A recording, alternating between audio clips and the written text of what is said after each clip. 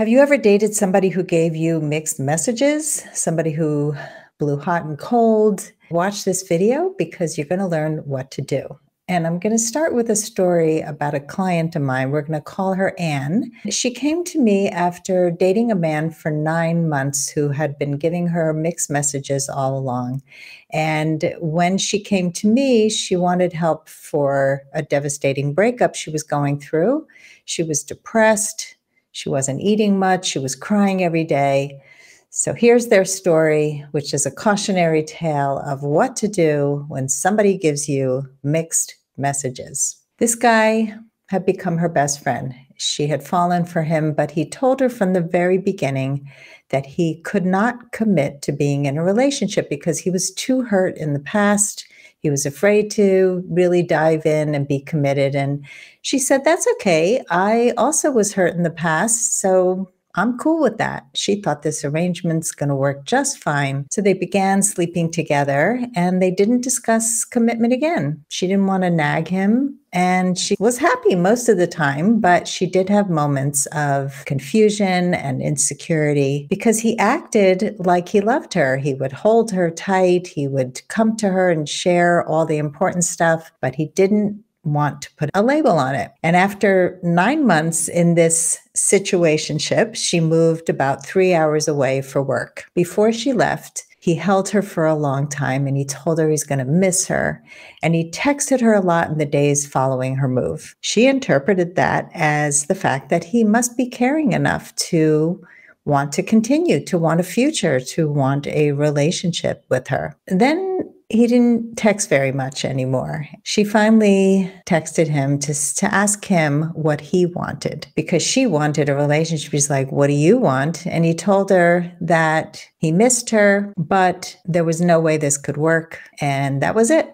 He ended it over text. She was saying to me, how insensitive could he be to break up over text? But what she didn't do was take responsibility for the fact that she was the one to initiate the texting and she didn't get on a phone call. And she wondered, how could a person care so much and not want to continue a relationship? Why can't he commit? She felt rejected, even though her logical brain knew that it wasn't personal because he said he couldn't commit to anyone. It wasn't just her. Well, the reason I'm sharing this is because I know it's going to resonate for many of you. Many, many people feel this level of devastation from somebody who gives you mixed messages, somebody who's hot and cold, somebody that you hoped would eventually commit to you because he would see how amazing you are. And when he left, when he broke up with you, you felt rejected, you felt confused, and you felt hurt. Well, here's the hard truth about mixed messages. Let's talk about Anne. She has a pattern of being attracted to men who are wounded,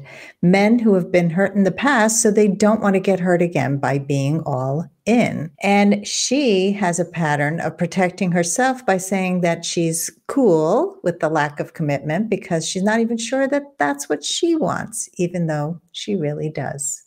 So she holds back on her feelings because she thinks that it's cool to do that. So let's talk about some of her dating mistakes and maybe you can relate. First of all, she left it up to him to choose her instead of knowing and asserting what she needed in a relationship. Number 2, she diminished her need for exclusivity. She didn't walk away when he couldn't commit to the relationship after several months. She told herself that it was okay when it wasn't. Number 3, she saw his messages as confusing instead of realizing that a lack of clarity is a clear message.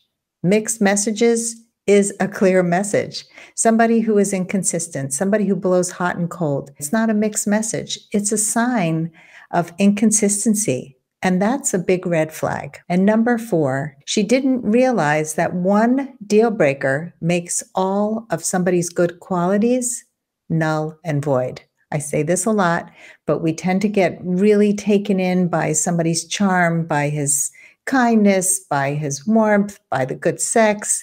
And we don't realize that the deal breaker, which is somebody who can never commit, doesn't matter how charming and how good the sex is or any of the other things. So when Anne came to me, she was finally ready to change her dating patterns. And in our coaching sessions, she was able to define what her true must-haves were in a relationship.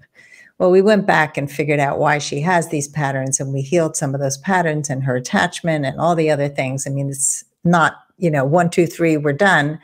But I'm just going to kind of give you a summary of some of the things we did together. I taught her how to speak up from the beginning of a relationship about what she needs to make a relationship work for her. And she no longer stays in relationships where she feels anxious because a man is giving her mixed messages. She walks away before she becomes emotionally invested. And that protects her from the devastation and heartbreak that she used to experience in the past. And I'm happy to say that Anne finally found a man who did not give her mixed messages, but was kind and sincere from the beginning. He was willing to commit because she finally realized what she needed, and she stuck to what was important to her. So as you can see, there is a clear path to learning how to attract a healthy relationship.